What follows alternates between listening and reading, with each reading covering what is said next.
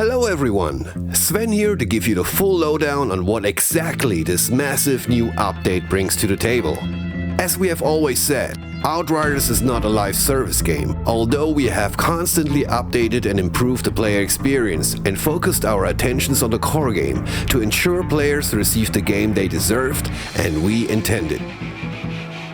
This continued focus has allowed us to improve Outriders in a growing number of ways, and in our commitment, we have gone to town. Now, a few short months later, we'd like to lift the hood on how we improved Outriders and show you exactly what we've been working on. Okay, let's take it from the top. When Outriders originally launched, the endgame experience players were having sadly didn't quite align with what you wanted and what we expected. This was arguably our greatest challenge to resolve. Rewards for expeditions were granted based on how quickly you could complete an expedition. For most players, this meant forcing themselves into a specific playstyle based on damage per second only. This stifled build diversity and the tremendous creativity our players bring to the table.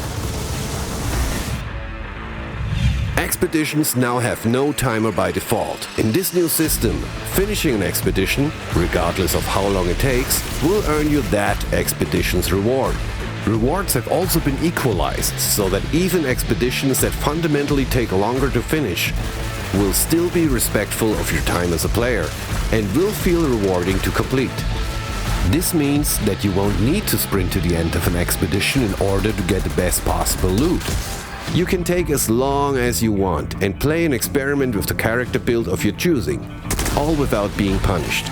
You can still run a timed expedition if you prefer, but this would be only for bragging rights, not for improved rewards. At launch, grinding for legendary gear wasn't fun and didn't feel rewarding enough, even when playing on the highest difficulty levels. It was also very hard to find specific items due to the random nature of the system. Since then, we've implemented a 100% increase to all legendary drop rates, globally. We also developed an anti-duplication system, which reduces the likelihood of players getting items they already own. Furthermore, another change made to expeditions that will benefit legendary loot hunters is the final mission. The Eye of the Storm will now grant you a pick-and-choose legendary item reward upon completion. You'll be able to choose one of 3 gear pieces, with your options being randomly pulled directly from the full loot pool. Finally, we've also made Tiago more useful. Tiago's shop now offers options for a mystery legendary purchase, and you can spend drop pod resources to re-roll this elite offer. Getting all the legendary gear in the game is all well and good, but what if you want to look a certain way, but your build relies on mods or a set bonus that is only available on a certain piece of gear? It's one of the most requested features from you so far. We've added Transmogrification, which will let you change the visual aspect of an item to that of another item of the same type. For weapons, it also includes all sounds. Pretty cool, huh? Transmogging is entirely free. No convoluted systems, microtransactions or in-game resources required, and there's no limit to how often an item can be transmogrified. As soon as you've acquired an item, you will also acquire its transmog design. Your transmog library spans across your entire account, meaning it collects designs from all your characters in your roster into one pool. Let's check out a few examples. Say you really love the look of your Devastator legendary gear set, but you just wished your badass trickster could wear it, while maintaining your perfect trickster build. With just a few clicks in a visual customizer, your wish can now become a reality. After changing the look from the Trespasser set to the Martial set, your trickster build with all its abilities is still the same, but now you're sporting a mean Devastator look. Anomaly Effigy is an effing awesome shotgun. But sometimes it's one of those days where you just don't feel like carrying around a bulky animal skull, feather, fang. Instead, you prefer your gun to look like one of the newly introduced weapons from the New Horizon update. Given you already found a Runa Scythe, you just need to apply the design onto your effigy and you're good to go. Don't forget, it's inside what counts. Underneath the new look is all the functions of the Anomaly Effigy, power and perks included. Transmog truly lets you express your style whilst keeping that perfect build that has been tuned to perfection for the most vicious of endgame expeditions. If you want to run into the eye of the storm with rusted gear, do it! If you missed that first legendary gun you sported, bring it back. If you have the Hellranger's pack and want your pyro to look like a badass biker, well, you know the drill by now. Head to the visual customizer and raise some hell. We also don't want you to lose track of what items you already transmogged in your inventory. That's why customized gear will be marked by this new symbol. Another important note, you do not have to dismantle any gear to acquire the design for it. As soon as it pops up in your inventory, it'll be part of your transmog collection. Can you fill and complete your transmog library? To get you started, and in celebration of the New Horizon update release, we have another little cool something for you. Everyone logging on this week, and that means new and existing players, will receive a unique legendary armor piece. Awesome changes, but feel like you've already completed everything there is to do in Outriders? Ah, a new expedition would be nice, you say. We hear you. How about 4? And how about for free? We added 4 brand new and massive expeditions, taking you to previously unexplored areas of Enoch, each featuring an exciting mini-story, connecting you with characters and events experienced in the main campaign. Molten Depths will send you back to Eagle Peaks.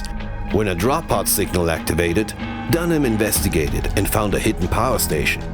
In order to take it back online, she wants you to clear out the station from any unwanted tenants, no matter the size, shape and form.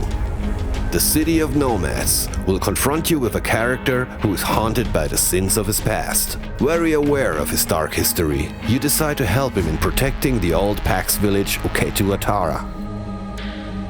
In the Marshals Complex, Corrigan, the great Grand Marshal himself, asks you to reclaim a facility near Deadrock Pass, taken by insurgents. It won't take you long to discover that this facility is anything but just another insurgent camp. Last but not least, the Wellspring. Tiago told you about a Pax legend of a sacred place called Atuma Itaru, where pilgrims would take long travels to sacrifice their treasures into deep wells. You and your team are in search of those forgotten riches, if it wasn't for this tremendous storm that seems to get stronger and stronger. Even new expedition players will already have access to the first of the 4 fresh expeditions, with the others unlocking at challenge tier 4, 8 and 12. And without a timer requirement to get the gear, feel free to take your time and explore. That's something you should definitely keep in mind when visiting these 4 new locations, cause they're a bit different and special in many ways. But wait, there's more. Here's a very fast recap of the many changes Outriders has undergone since launch, and that you can look forward to when returning to Enoch as part of the New Horizon update.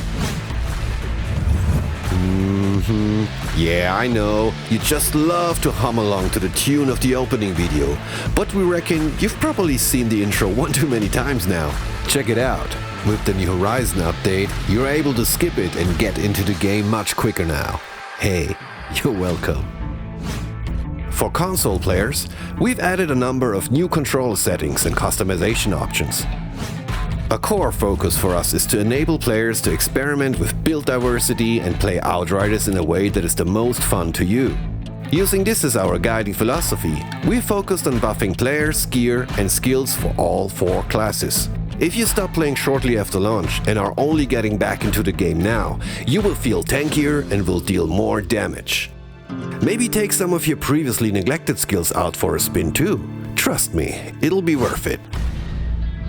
Here's how we improve the multiplayer experience. We now have fully functioning crossplay across all platforms, including Stadia. Matchmaking rules have been improved to enable players to find better connections that have less lag, rubber banding, or disconnections. We also implemented a matchmaking rule to check for AFK players, to help you find active partners and get into the game quicker. A kick protection from expeditions has been implemented. You can no longer be booted from a session before claiming your expedition reward. And I mean, what kind of jerk would do something like that anyway? We also greatly reduced multiplayer crashes and disconnection issues, leading to an overall much more stable experience. Whew. And I think that's actually about it for now.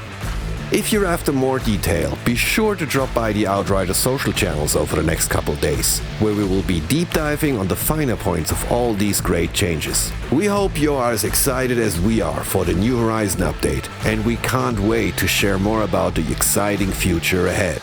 Thank you again for your relentless support, and please stay healthy out there.